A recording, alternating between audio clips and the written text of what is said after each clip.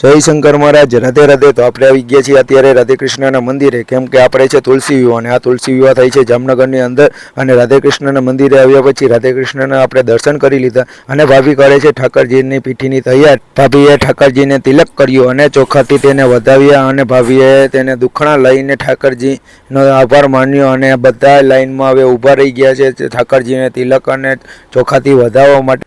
હવે ભાભીએ લઈ લીધી હલ્દી અને કાનાજીના ગાલે લગાડે છે, કેમ કે ઠાકરજીની અત્યારે થાય છે હલ્દી ને અમે ફૂલ ફેમિલી સાથે એક ફોટો પડાવી લીધો અને પીઠી પૂરી થતાની સાથે બહાર રામધૂન કીર્તન અને રાસ ચાલુ થઈ ગયો છે। અને બીજી બાજુ બાપા સીતારામ ગ્રુપ દ્વારા આ ફૂલના હાર, રંગોલી અને આખી શેરી સળગાણી રાખવામાં આવી છે અને આપણી ત્યાં પણ રાસની ફૂલ રમઝટ ચાલુ થઈ ગઈ છે। વહેલી સવારે આપણે પહોંચી ગયા સુભાષ પાર્ક, કેમ કે રેલી અહીંથી નીકળવાની છે બાપા સીતારામ ગ્રુપ પાસેથી અને રામદેવ ડીજે પણ આવી ગયું છે। માણસો એકઠા થઈ ગયા છે, બધા માણસો ભેગા થઈ ગયા છે।